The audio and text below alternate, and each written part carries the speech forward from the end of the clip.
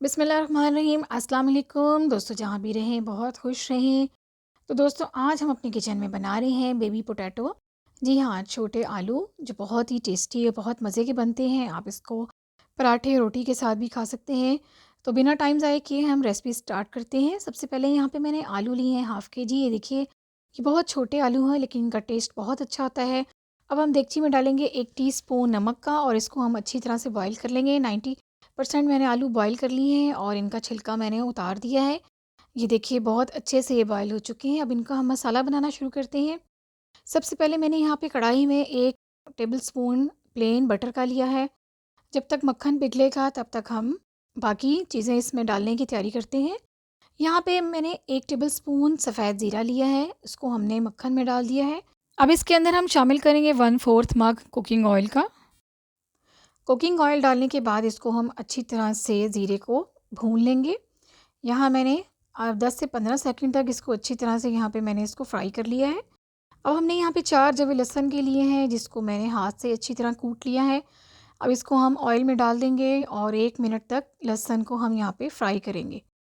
तो दोस्तों, 1 मिनट में ही इसका रंग जो है बिल्कुल थोड़ा चेंज हो जाएगा, हल्का गोल्डन ब्राउन सा हो जाएगा, ये देखिए।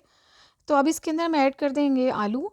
ये सारे आलू ऐड करने के बाद इसको हम अच्छी तरह से 5 मिनट तक यहाँ पे हमने इसको अच्छी तरह से आलूओं को हमने यहाँ पे भूनना है।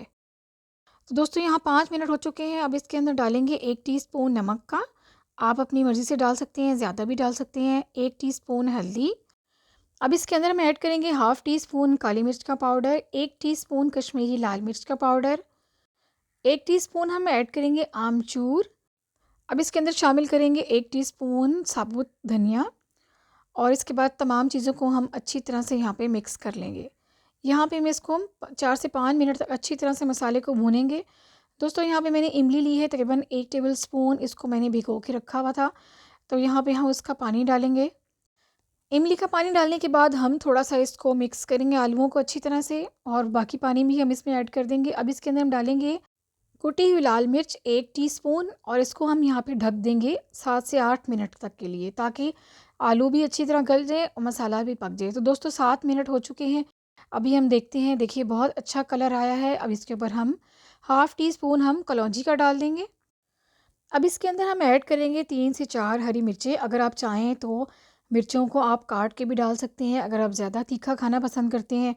तो दोस्तों, यहाँ पे मैंने बहुत अच्छे से मिक्स कर लिया है सारी चीज़ों को। अब इसके अंदर हम डालेंगे फ्रेश हरा धनिया और फ्रेश हरा धनिया डालने के बाद हम इसे 1 आध मिनट और पकाएंगे ताकि अच्छी तरह से सारे मसाले आपस में मिक्स हो जाएं।